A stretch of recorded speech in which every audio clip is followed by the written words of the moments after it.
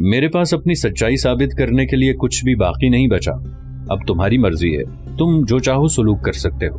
مطیع الدین سر جھکا کر مغموم انداز میں بولا.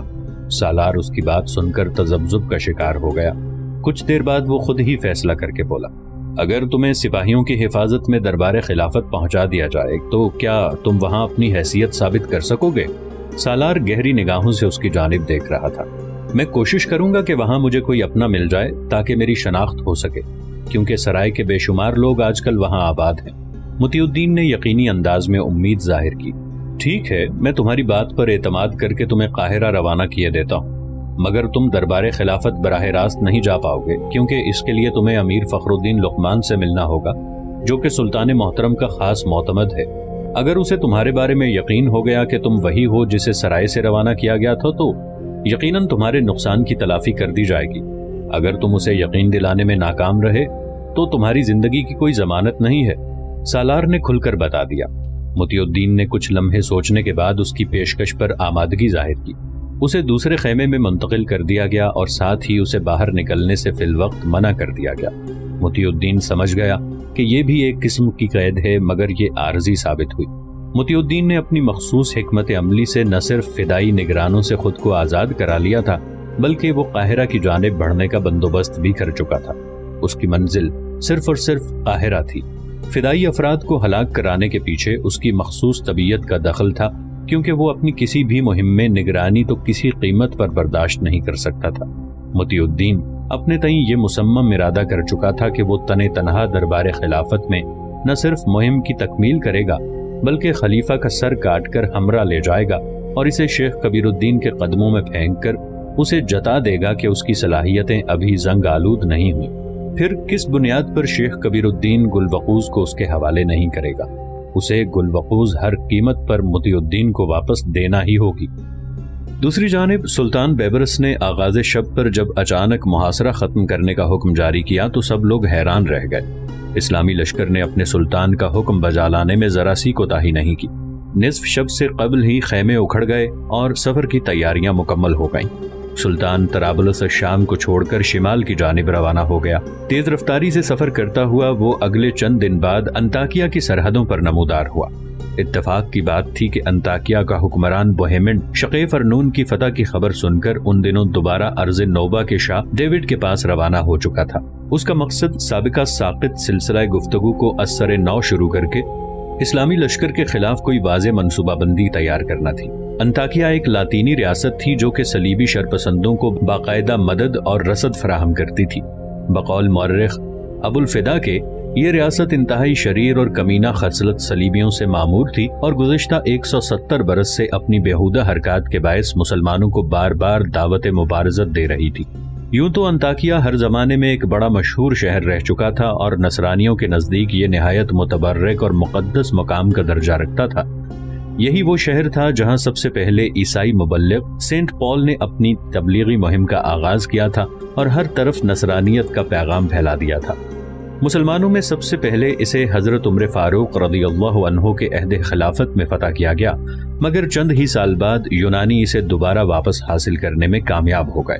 یہ قبضہ زیادہ دیر تک برقرار نہ رہ سکا اور پھر اسے اسلامی سلطنت کا حصہ بنا لیا گیا. طویل عرصے کے بعد صلیبی جنگجوؤں کی آمد پر اسے نشانہ بنایا گیا اور 7 ماہ کے پرصعوبت محاصرے کے بعد جون 198 عیسوی میں فتح کر لیا. یہ فتح بھی ایک نو مسلم ارمنی شخص بہروز کی غداری کی مرہون منت تھی, جو کہ ایک خفیہ راستے سے صلیبی سپاہیوں کو قلعے کے اندر لے گیا تھا.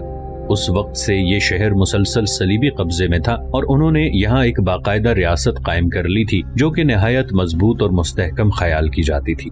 سلطان صلاح الدین ایوبی کی مجاہدانہ کوششیں بھی اس شہر کو مسخر کرنے میں باوجود کامیاب نہ ہوئی تھیں. انطاکیہ کی ریاست کئی 100 مربع میل پر محیط تھی اور خود انطاکیہ کا بارونق شہر ایک نہایت مستحکم دوہری فصیل کے اندر دریائے المقلوب کے کنارے صدیوں سے موجود تھا. اس شہر میں عیسائیوں کے کئی مقدس مقامات، عظیم الشان گرجے اور مضبوط قلعے تھے. اس شہر کی حفاظت کے لیے ہر وقت 2 لاکھ سے زائد اعلیٰ درجے کے مہارت یافتہ صلیبی جنگجو موجود تھے اور عسکری تربیت سے آراستہ مقامی نصرانیوں کی ایک کثیر تعداد بھی ان کی پشت پر موجود رہتی تھی. اہل انطاکیہ کے وہم و گمان میں بھی یہ بات نہیں تھی کہ سلطان بیبرس کبھی اوپر کا رخ کرے گا.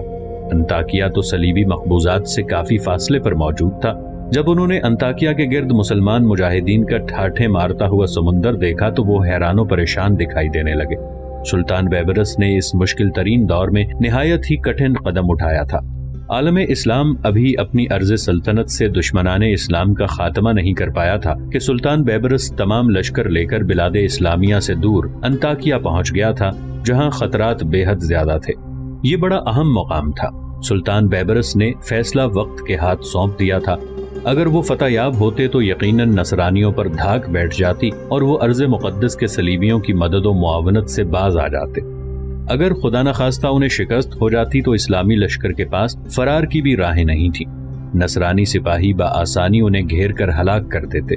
یہ ایک کڑا امتحان تھا۔ اسلامی لشکر کو بھی یہ توقع ہرگز نہیں تھی کہ سلطان بیبرس اس قدر دور نکل کر ایک مختلف سمت میں محاصرہ کرنے کی کوشش کرے گا۔ یہ سراسر اسلامی سلطنت سے تجاوز تھا جسے مورخین نے بہت سخت الفاظ میں بیان کیا ہے۔ یہ ایک ایسی خودکشی تھی جسے سلطان بیبرس نے خود قبول کیا تھا۔ دوسری جانب مطیع الدین کمال ہوشیاری سے سپاہیوں کو جل دینے میں کامیاب ہو چکا تھا۔ وہ اسے اپنی نگرانی میں قاہرہ لے جا رہے تھے، جہاں اسے نائب سلطان کے سامنے پیش کیا جاتا اور اس کے بارے میں پوری تحقیق کے بعد ہی کوئی فیصلہ کیا جاتا۔ مطیع الدین نے گرفتاری کے موقع پر عقل مندی کا مظاہرہ کیا، جو اس نے برقعی خان کا نام لے لیا۔ اب سپاہیوں کی آنکھوں میں دھول جھونک کر وہ فلسطین کے شمال مغرب میں تیز رفتاری سے بڑھتا چلا گیا۔ اس وقت نہ تو اس کی کوئی منزل تھی اور نہ ہی اس بات کی کوئی خبر کہ وہ اب کہاں پہنچ جائے گا۔ اسے بس اس بات کی فکر تھی کہ وہ کسی محفوظ مقام پر پہنچ جائے یا پھر آگے کے حالات کے بارے میں غور کرنے لگے۔ خلیفہ کے قتل کی مہم کی تکمیل کے لیے اس کا ذہن پوری طرح متحرک تھا۔ وہ بخوبی جانتا تھا کہ یہ کام آسان نہیں ہے اور نہ ہی اسے قاہرہ میں کوئی ایسا موقع حاصل ہو سکے گا۔ فدائی معاونت کی اہمیت اب اسے شدت سے محسوس ہو رہی تھی، مگر وہ یہ مہم تنہا ہی انجام دینے کا خواہش مند تھا۔ وہ خیالوں میں الجھا ہوا گھوڑا دوڑاتا رہا۔ سفر کی طوالت کس قدر مزید تھی اس سے وہ قطعی طور پر بے خبر تھا، اسی لیے وہ پانی کا استعمال احتیاط سے کرتا رہا۔ کئی دن کی مسافت کے بعد اسے دور آبادی کے آثار دکھائی دیے تو اس کے جسم میں عجیب سی سرشاری پھیل گئی۔ وہ مناسب رفتار سے آبادی کے قریب پہنچا تو اسے معلوم ہوا کہ وہ ایک فصیل دار شہر تھا جس کے گرد کئی بستیاں کھلے میدان میں بسی ہوئی تھیں۔ شہر کی فصیل پر لہرانے والے پرچم کو دیکھ کر اس نے اطمینان کا سانس لیا کہ وہ جس شہر میں پہنچا تھا وہ مسلمانوں کی ملکیت میں ہی تھا۔ شہر کے باسیوں نے نوبارد پر اچٹتی نگاہ ڈالی اور پھر اپنی اپنے کاموں میں لگ گئے۔ مطیع الدین نے سب سے پہلے یہ معلوم کیا کہ وہ کون سا شہر ہے، تو اسے جواب ملا کہ اس شہر کا نام طنطا ہے۔ مطیع الدین نے شہر طنطا کے بارے میں کئی سوال کیے۔ مقامی لوگوں نے اس کی اجنبیت کا اندازہ لگا کر اسے کوتوال شہر کے پاس بھیج دیا تاکہ وہ وہاں سے اپنی مطلوبہ معلومات آسانی سے حاصل کر سکے۔ مطیع الدین کے پاس نہ تو اتنی رقم تھی کہ وہ کسی سرائے میں ٹھہرنے کا بندوبست کر پاتا اور نہ ہی اس شہر میں کوئی اس کا آشنا تھا۔ مطیع الدین نے اپنی ذہانت استعمال کرتے ہوئے کوتوال شہر سے ملاقات کی اور خود کو اجنبی اور مظلوم قرار دیتے ہوئے اس سے مدد کی درخواست کی۔ کوتوال شہر نے اس کے سراپے پر گہری نظر ڈالی۔ کئی دن کے سفر نے مطیع الدین کی صورت خاصی مزاح کا خیز بنا ڈالی تھی۔ سر دھول سے اٹا پڑا تھا اور چہرے پر گرد کی تہنے سیاہی سی پھیلا ڈالی تھی۔ کپڑے بھی خاصے میلے کچیلے تھے۔ کوتوال شہر نے اس مفلوق الحالی کے بارے میں استفسار کیا تو مطیع الدین نے اسے بتایا کہ وہ دمشق سے قاہرہ کی جانب ایک قافلے کے ساتھ سفر کر رہا تھا کہ اچانک اس قافلے پر لٹیروں نے حملہ کر دیا۔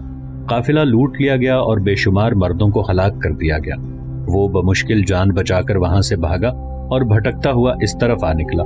اس کا تمام سرمایہ حیات اسی قافلے کے ساتھ لٹ گیا۔ اب وہ بالکل کنگال ہو چکا ہے، لہٰذا اس کے لیے یہاں ٹھہرنے کا کوئی بندوبست کیا جائے اور نہ صرف مالی معاونت کی جائے بلکہ اسے قاہرہ جانے کے لیے زیادہ راہ بھی فراہم کیا جائے۔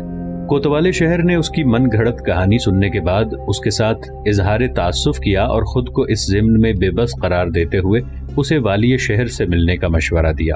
مطیع الدین نے اس سے درخواست کی کہ وہ اسے کسی طرح والی شہر تک پہنچا دے، باقی معاملہ وہ خود سنبھال لے گا۔ کوتوال شہر نے اس حد تک مدد پر آمادگی ظاہر کی اور اسے والی شہر کے خاص محل تک پہنچا دیا۔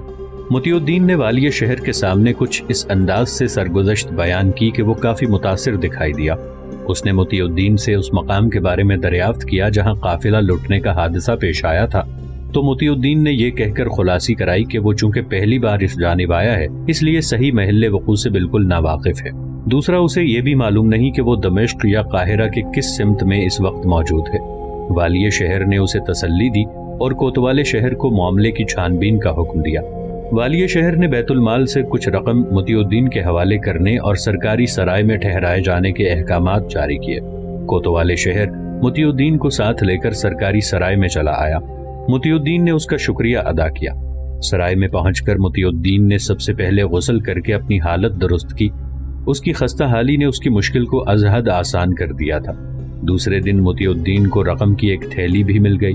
اس نے طنطا میں کچھ دن رکنے کا فیصلہ کیا تاکہ وہ اپنی مہم کی کامیابی کے لیے کوئی لاہے عمل طے کر سکے۔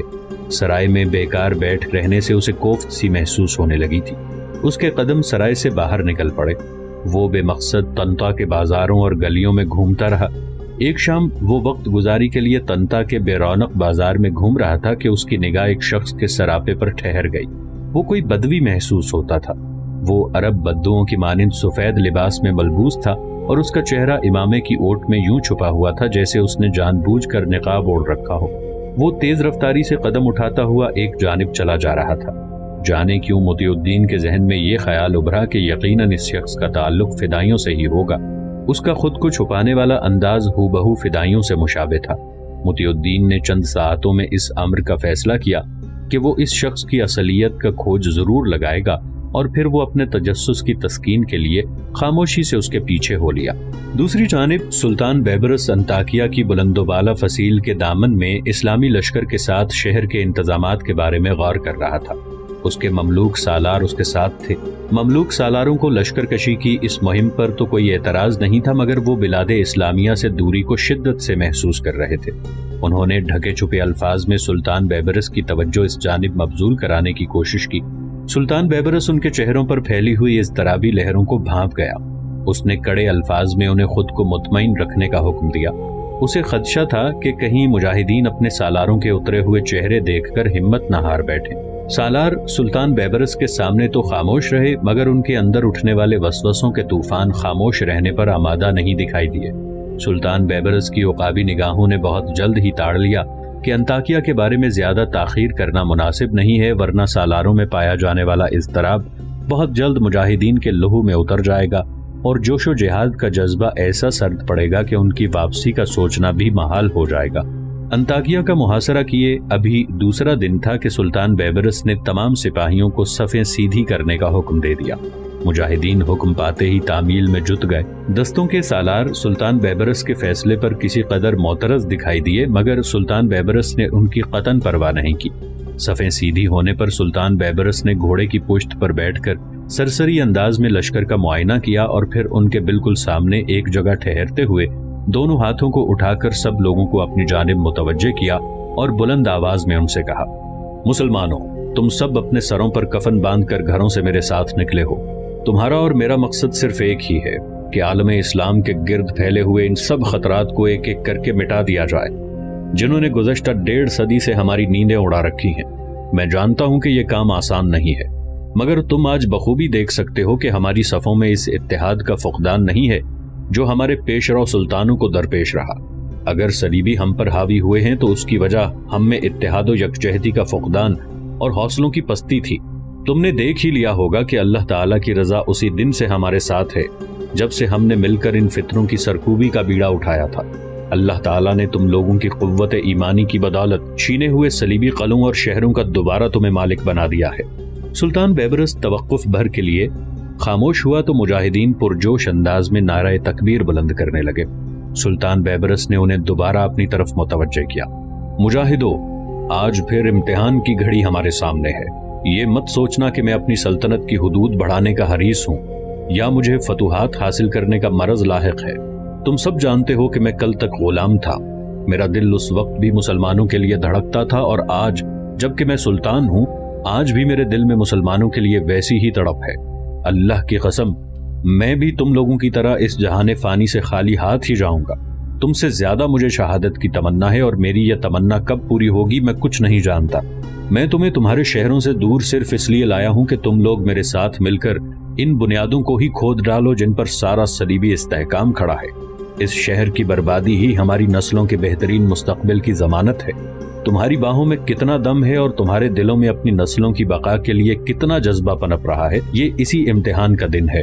याद रखो, तुम सब लोग मेरे साथ बिल्कुल इसी तरह खड़े हो जैसे एक दिन तारिक बिन जियाद के साथ उसके सिपाही उंदलुस के साहिल पर खड़े थे।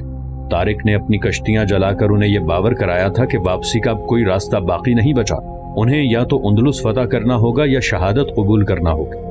आज मैं भी यही तुमसे कह रहा हूँ कि तुम सबको मिलकर अंताकिया फतह करना होगा या फिर नसरानियों के हाथों मरना होगा। दोनों रास्ते तुम्हारे सामने हैं, शहादत की मौत या फिर फातिहों की तरह सर उठाए हुए।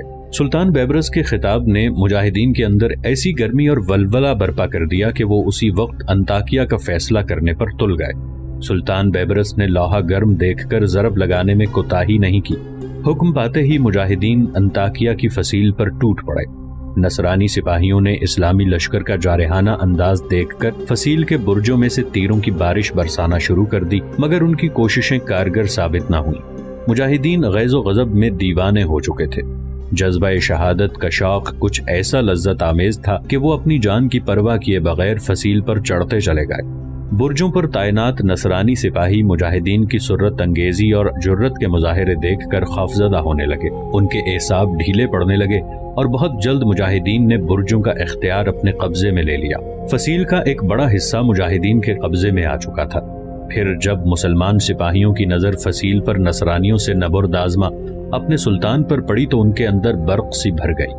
सुल्तान बैबरस को अपने शाना बशाना लड़ते देखकर उन्हें न सिर्फ रूहानी तौर पर मुसर्रत हासिल हुई बल्कि उनके हौसले भी मजीद बढ़ गए। ममलूक सालारों ने जब पहले हल्ले में ही इतनी बड़ी कामयाबी का मुशाहिदा किया तो उन्हें अपने खदशात मिटते हुए महसूस हुए। सुल्तान बैबरस ने फसील पर खड़े होकर उन्हें अपनी कार्रवाई शुरू करने का हुक्म दिया तो उन्होंने बर्क रफ्तारी से मिंजनीकों और सफरमनों शहर पर पत्थरों की बरसात शुरू कर दी। सुल्तान बैबरस इस मर्तबा पूरी तैयारी के साथ काहिरा से निकला था। सामाने हरब का भरपूर अंदाज में इस्तेमाल किया गया। इस्लामी लश्कर की ज्यादा कोशिश यही रही कि नसरानी सिपाहियों को संभलने का मौका ही न दिया जाए। अंताकिया के सलीबी मुहाफिजों और सिपाहियों ने जब इस्लामी लश्कर की वलवला अंगेजी का मंजर देखा तो वो जल्द ही संभल गए। उनके पास भी आलाते हरबो ज़रब की कमी नहीं थी। बहुत मुख्तसर वक्त में मुनज़्ज़म हो गए और इस्लामी लश्कर के सामने डट कर खड़े हो गए। सुल्तान बैबरस की हिदायत के मुताबिक दोहरी फसील में इतना बड़ा शगाफ कर दिया गया कि इसे फौरी पुर करना नसरानियों के बस की बात नहीं थी। इस तमाम हिस्से पर इस्लामी लश्कर का कब्जा था। फसील के मलबे से खंदकें पुर कर दी गईं और इस्लामी लश्कर पूरी क़ुव्वत से शहर की अंदरूनी हिस्से में दाखिल हो गया। इस घुमसान का रन पड़ा कि अंताकिया के गली कूचों में खून की नदियां बहने लगीं और हर तरफ नाशों के अंबार लग गए। मुजाहिदीन अपने घरों से सैकड़ों मील दूर सर से कफन बांधे लड़ रहे थे।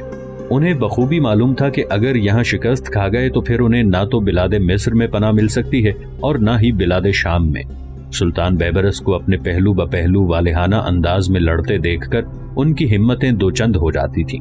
अंताकिया के मुहाफिजों ने पूरा जोर सर्फ किया कि वो किसी तरह मुसलमानों को शहर से बाहर धकेल दें, मगर उनकी कोशिशें कारगर साबित न हुई। 6 दिन की मुसलसल खूनरेज लड़ाई के बाद उन्होंने ये जान लिया कि अब सलामती इसी में है कि हथियार डाल दिए जाएं, वरना मुसलमानों के हाथों पूरा शहर हलाक हो जाएगा। सुल्तान बैबरस ने नसरानियों के हथियार डालने पर उन सबको गिरफ्तार कर लिया। मौर्रिख अबुल फिदा के मुताबिक, जो इस जंग में खुद भी बतौर सिपाही शामिल हुआ था, नसरानियों के 16,000 सिपाही मकतूल हुए और 1.25 लाख के करीब जंगी कैदी बना लिए गए। माले गनीमत की इस कदर अफराद थी कि दिरहम और दीनार थैलियां भर भर कर सिपाहियों में तकसीम किए गए। सुल्तान बैबरस ने अंताकिया का तमाम इंतजाम खुद संभाला और तमाम अतराफ में सिपाहियों को फैला दिया। शहर की बुलंदोबाला फसील मिस्मार कर दी गई और नसरानी रैयत को आज़ादी दी गई कि वो अगर चाहें तो अंताकिया को छोड़कर जा सकते हैं। बेशुमार खानदान अंताकिया से नकल मकानी कर गए। अर्ज़ मशरिक में मौजूद दूसरी कदीम तरीन लातीनी रियासत हमेशा के लिए ख़त्म हो गई। अंताकिया को इस्लामी सल्तनत का हिस्सा करार देकर वहाँ फौरी तौर पर ऐसे इंतजामात किए गए कि नसरानियों की दोबारा कोई भी अस्करी कोशिश कामयाब न हो सके।